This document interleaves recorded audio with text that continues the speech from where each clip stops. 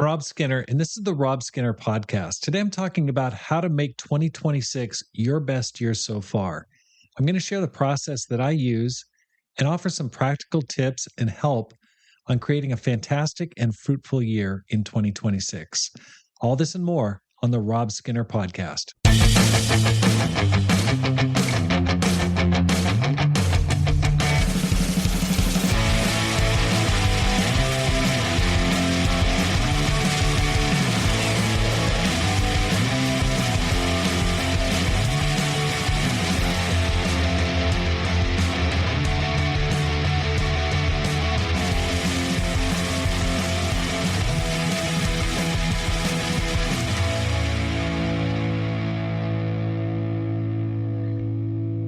Welcome back to the Rob Skinner podcast. My goal is to inspire you to live a no regrets life, make this life count, and multiply disciples, leaders, and churches. I hope you had a fantastic holiday season. I hope you enjoyed Christmas and New Year. We had a great finish to the year. We had a couple baptisms in our downtown ministry here in Boston. And what was really nice about them is they're kind of surprise baptisms. I wasn't totally expecting them. I was wondering if the person was going to make it or not. And about a week before Christmas, they both just had major heart changes. It was so encouraging to see that happen. And so we were able to see them get baptized right before Christmas, and just great. One was a medical student, third-year medical student here at Boston University, and the other is just graduating from Suffolk University, is going to work in a financial firm here in the downtown Boston area. So really great people, fantastic. Pam and I had an opportunity to do a service activity, which was really fun and rewarding. Our kids came into town for the week, which was so nice. And we have 3 kids, 2 sons and a daughter.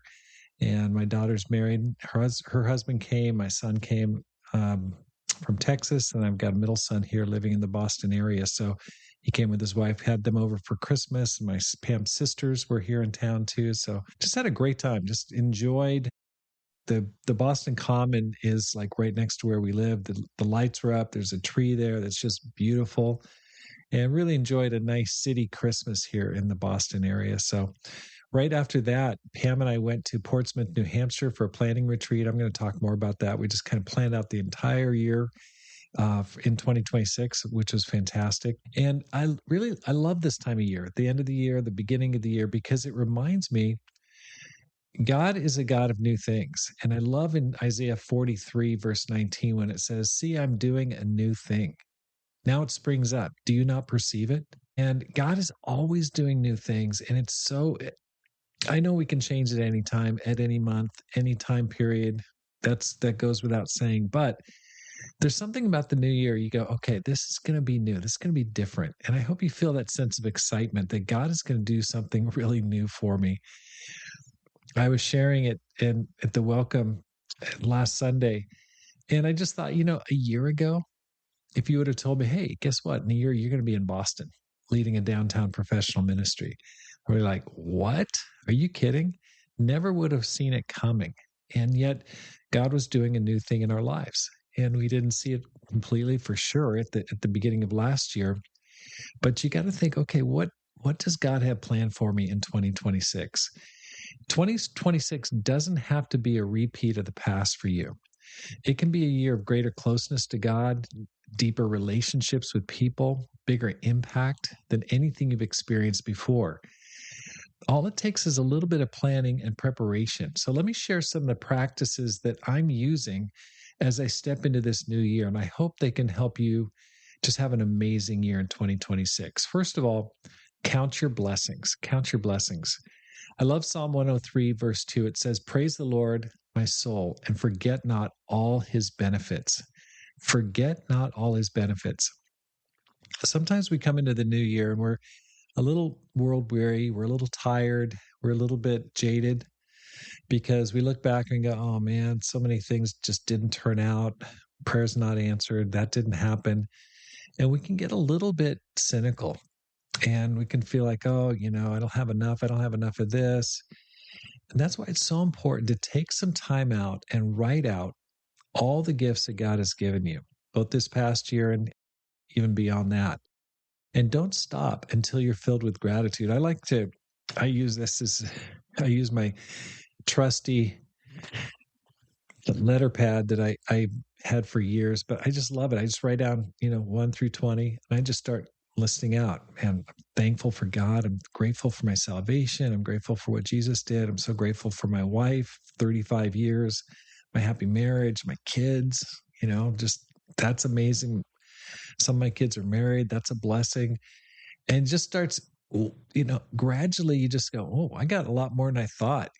Our mindset can play tricks on us, and Satan wants us to work from a mindset of like, I don't have enough. But when you use that exercise, you start to fill up, you go, whoa, I got so much.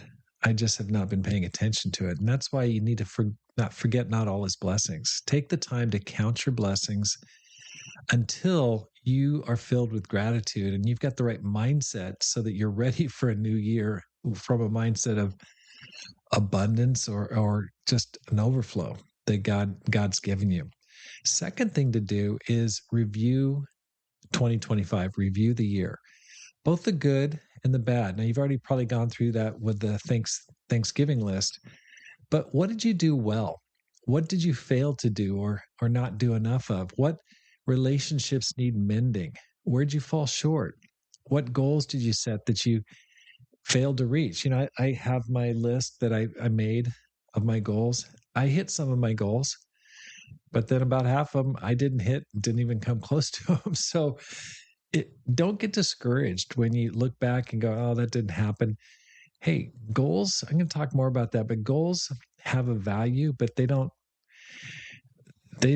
tell you everything about your life. And so let's just say, hey, last year was a great year in this area, but I'd like to be more fruitful. I'd like to study the Bible with someone who becomes a Christian. Well, that's good. Take a look at that. Just get clarity on where you're at. Don't judge yourself. Try not to just get harsh on yourself and emotionally attach a value to your performance. Instead, just step back, step outside, go, okay, that was good. This needs improvement. Try to be a little bit clinical about your evaluation. Now, this is where I've done something a little different than I have in the past. If you're using AI or Chat GPT, you may want to try this. And this is something I tried for the first time this year. I've been starting to use Chat GPT, which has been super helpful this year. But I just typed in, you are my personal coach. Just type this in. Give me an evaluation of this past year. What did I do well? What do I need to improve on? What changes can I make to make 2026 better? And it was a little bit eye-opening. It was like, whoa, I realized, whoa, ChatGPT's been listening to, it's been paying attention and recording what I've been typing in there, because it gave me a good rundown of highs and lows and areas of improvement. It was super, super helpful. So if you're using AI, you might want to consider it. Now, if you don't use it, no problem at all. Just do your own evaluation. But it's simply a tool. Now, AI is not God. It's not perfect. It's just a tool to use. But just to bring it up as a suggestion, because sometimes it can spark different ideas. And you go, oh, I wasn't thinking about that. That's a good idea. And so, third thing, after you're thankful and then you review the year. Third, write out your goals for 2026. It's not too late. I know this is coming out about a week into the year. It is not too late. I had a discipling time with a brother last night, and I asked him what his goals were for the year. I ask everybody this because I love goals and I love to talk about it. And he just stared at me, just kind of blankly, just like a deer in the headlights. Like, he was quiet for about 10 seconds. And he said, I don't have any. I don't do goals. Now, this guy is a fantastic person. He's friendly. He's cheerful. He loves God with a passion. And I just quoted this scripture to him. Ephesians chapter 5, verse 15 and 16. It says, be very careful then how you live, making the most of every opportunity because the days are evil. And the ESV version says, look carefully then how you walk, not as unwise, but as wise, making the best use of time because the days are evil. That's Ephesians 5, verse 15 from the ESV. Goals are like using a budget for our time. We have a budget for money, but time is really your most valuable resource. And it keeps us on track and helps us to get back on track so that we can become 10x Christians or Christians who live no regrets lives or make this life count. And you got to make this life count. And that's what Paul's talking about there. He says, redeem the time, make the most of every opportunity. And the way you do that is by setting some goals so that you are charting the direction you're trying to go on. And when you go off track, you can go, okay, what's my goal? Okay, I'm trying to go in this direction. What's the next step I can take toward that? And I would strongly recommend you doing that. If you haven't done it, you're like, oh, I don't like goals. Okay, bear with me. Okay, it's really important. Make some categories. First of all, I think the most important is, for me at least, peace of mind and spirituality. I think all of us really want peace of mind. We want to feel close to God. We want to enjoy the grace of God. We want to stand in God's grace. We want to have a relationship with God that's really satisfying and makes us happy. And that brings us back to God over and over again. And so just ask yourself, okay, how do I want to feel a year from now?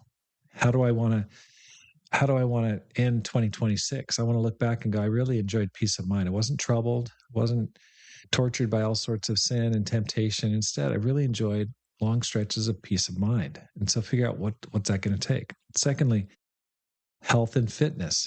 What are you going to need to do to stay in shape this year? Now, if you're getting older, hey, it's time to make some small changes. You don't need to become Arnold Schwarzenegger. You don't need to, join CrossFit or anything like that. But you can make some small changes to help your health. Maybe it's time to schedule some appointments with a doctor. Make sure you're getting some checkups and making sure you're checking out okay. Third area to set goals in: relationships, and relationships like marriage, parenting, and friendships. How are those doing? Okay, and what do you want to grow in your marriage, in your parenting, in your friends? What are your goals there? Another category: fun and adventure. What are you going to do that's fun this year? What are you going to do that's really exciting? That's going to get your blood pumping. And if you just say, oh, I'm just going to study the Bible with people, okay, that's great. that's understood. Okay, that's kind of if you're listening to this channel, that goes without saying. But what are you going to do that really gets your blood pumping? What bucket list item are you going to knock off this year? For me, my daughter's graduating from her PhD program in nursing, and we're going to go to Japan. We're going to go back to Japan and go visit together, like all together with our kids, and spend a couple weeks there. We're going to do that in May. So that's going to be really, really fun. Look forward to that, seeing old friends and seeing a beautiful country there in Japan. So that's kind of going to be one of our big adventures this year. Another goal area: money. Okay, what are you going to do financially? What's your plan? What are you doing to plan for retirement? What are you going to do to bring in a little extra cash? What are you going to do to increase your savings? Really important category, not the only category, but definitely an important one. Maybe you need to work on tithing. Maybe you've just been really shortchanging God or robbing God. Maybe this is the year to change that. What are you going to do in the mission? Okay, look back on the year and you go, okay, wasn't that effective? Not really working with people. This is the year I'm going to baptize somebody. Just set that as a goal. That's a great goal. I'm going to save a soul this year. Career. What do you need to work on? What skills do you need to grow in? Where would you like to be in your job a year from now? And then finally, learning, reading, and skills. Things are changing in this world. You need to keep up. You need to be learning stuff. You need to be growing in your skills and your capacities and your people skills, your technical skills. What courses are you going to take? What seminars are you going to go to? These are all important because you are a fully formed person, a well-rounded, you're in the image of God, but you need to view your goals as like addressing all of those qualities. Peace of mind, first and foremost, because without that, life is a mess. Health and fitness. If you don't have if your health and your body is breaking down and you can't really access anything, you can't really be of service to God in a great way. Relationships are so vital. Fun and adventure is important. Money, mission that we live for, your career, and then just learning and growing, sharpening the saw, as the writer Stephen Covey said from his 7 Habits of Highly Effective People. You got to sharpen the saw and train yourself to be even better this year. So fourth point to prepare for the best year ever: build a routine to serve your goals. Okay, if you've ever had the experience of setting goals, putting them away in your drawer, coming back to them a year later, go, oh, those are my goals. Oh boy. If you experience that emptiness or that gap between what you wrote down and what actually transpired, there's this next step after writing the goals, and that is building a routine to serve your goals. Bill Walsh, the 49ers coach from the 80s, said, focus on the process, not the prize. Focus on what produces results, not on the results. And that's just a lot of wisdom from a football coach. And I think it's really important is that you have to have a system that you're doing every day in order to accomplish your goals. If you want to be if you want to save a soul, you have to be a mission-minded person every day. That may mean, hey, I'm going to try to share my faith every day this year. Well, that's like a system you set up that's going to help you accomplish that purpose, which is to save souls. And so you need to develop a routine. You need to think through, okay, what do I need to be doing every single day that's going to get me closer to my goals? Super, super important point that often gets forgotten. And I've certainly made the mistake. I'm super goal oriented, but it's really important. And I've mentioned this in previous episodes, like Scott Adams talks about that, developing systems, focusing on your systems, which are your daily routines. Now, my routine this year that I'm focusing on, at least for the first quarter, is walk 30 minutes a day. I've just been waking up. It's pretty cold here in Boston, especially compared to Arizona. But I'm just like, hey, I'm not going to complain about it. I'm just going to get out and face it. I wake up and I go walk for 30 minutes. And it's like pretty chilly out there. Secondly, pray and meditate at least 30 minutes. So I try to shoot for 30 to 60 minutes. Ideally, for peace of mind, I love 60 minutes just to sit in the presence of God, enjoy my relationship with Him. But that's what I do. And when I'm walking, I'm listening to the Bible. I've got Bible, I'm going through the Bible, book of Genesis. I'm like chapter 20 or something right now. But that helps. That produces double impact. It helps your body, helps your spirituality, your mind. Has a multiple impact. Third routine this year: write something before checking my phone. So in the morning, I go for a walk, come back and pray, and then I've got to write for 30 minutes before I check my phone. Because writing is one of the most difficult things. And I don't want to be just a consumer. I want to be a producer. I want to create things to help people and to serve God. And writing is one of the things I can do. I write scripts for my podcast. I write chapters for future books. And writing is really important, but it's one of the hardest things to do. It's one of those things that my sinful nature is like, would rather do anything else, check my phone, check my email, do anything other than write. So that's got to be right in the morning. If I want to be a writer and help people and produce podcasts, then I better do this. Another system: put my fork to bed at 7 p.m. Okay, as you get older, your metabolism slows a little bit. So I've made a decision this year, no late night eating. So that means I take my fork, I put it to bed. That means basically I'm not eating after 7 p.m. And that's worked out so far pretty well this year. Keeps me away from the late night binging. Put my phone to bed at 9 o'clock. Always a good decision. And this is something that, if you'll notice, like your willpower starts to drain away at night. And so making sure that the temptation to look on screens, to look at stuff, it's just not even available. So putting the phone to bed at 9 p.m. is a decision I've made. And then just keep track of it every day. I've got a habit tracker over here on the wall that I like to use to encourage myself. I go, okay, I'm on a streak here. So those are some things. So you set your goals, but then you also set your daily system to help you to move toward your goals. And so fifth thing to make this year your best year ever: take a getaway with your spouse. Okay, take some time away. It's not too late to do it. Just an overnight, just find a place, get away, and just talk. And that's what my wife and I did in Portsmouth, New Hampshire. We just talked about all these categories.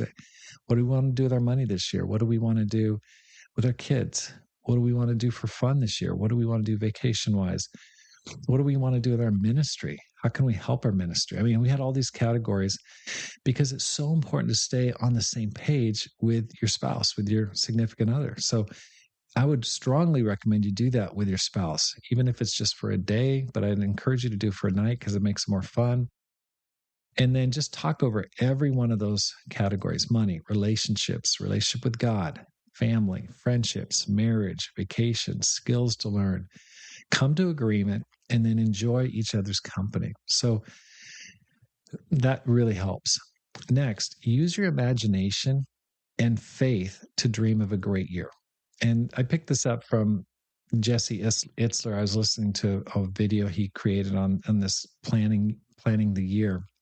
And he just said, ask yourself, how do I want to feel at the end of 2026? How do I want to feel about the year? And I think that's a great exercise. It's kind of like if you stepped into a time machine and you transported yourself a year ahead and you're looking back on 2026, how do you want to feel about it? Well, I want to feel great. I want to feel like I really grew spiritually. I helped people. My character changed. I saved some money, those kind of things. I gave. That's really important. So just kind of imagine, how do I want to feel at the end of this next year? Going along with that, number 7, get a year-long calendar and post your priorities on that calendar. Just put it up on the wall, work with your wife and say, okay, this is where we're going on vacation. This is what's going to happen here. This is when got this conference coming up. And that can really make a big difference. So put your priorities out where you can see it so you don't forget it. I like the dry erase calendars that you can buy. They're not super expensive, but you can just post them. You can find them on Amazon. And you can see the entire year on one sheet of paper, but like 2 feet by 3 feet on one sheet. Pretty handy. And number 8, ask God to bless the work of your hands. I like this passage in Psalm 90. It says, may the favor of the Lord rest on us. Establish the work of our hands for us. Yes, establish the work of our hands. Psalm 90, verse 17. You got to pray about it. Just say, God, here's what I'd like to do. I'm praying that it's in your will and may it be done. Help me to accomplish that. Help me to do that for you. We're called to serve him. God has prepared good works in advance for us to do. You're a spiritual person. I'm assuming that you're going to set goals that are in alignment with his will and go after it. Just ask him to bless the work of your hands. And I just want to close by saying this. Don't get hung up on whether or not your goals haven't been achieved in the past. I've set so many goals that they just didn't happen. It was like a pipe dream, but I wrote it down anyway. Instead, focus on the joy of growing, of making progress as a Christian as you get closer to facing God. I really like what Earl Nightingale said in his recording, The Strangest Secret. He said, success is the progressive realization of a worthy ideal. Really like that because you're a success as you progressively grow into the image of Jesus Christ. Now, we know you're already perfect, okay? The scriptures say that in Hebrews. It says, by one sacrifice, he has made perfect those who are being made holy. Like we're already saved. In the eyes of God, we're perfect. But in another way, we're being made perfect. We're being sanctified. And so we've got a whole life ahead of us to continue to grow. And that's very satisfying when you make small progress in the direction of Jesus. You're a success every day that you're making efforts towards your dreams. And so don't get hung up on, I didn't do that. That didn't get accomplished. Who cares?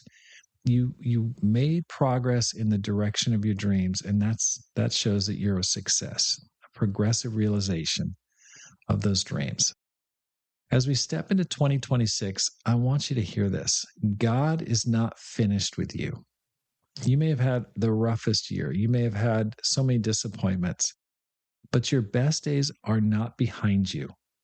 And this year can be marked by faith, by peace, by growth, by fruitfulness and real impact. Walk with God, live with purpose, and let's together make 2026 our best year so far. Here's a little postscript for you. Send me your goals.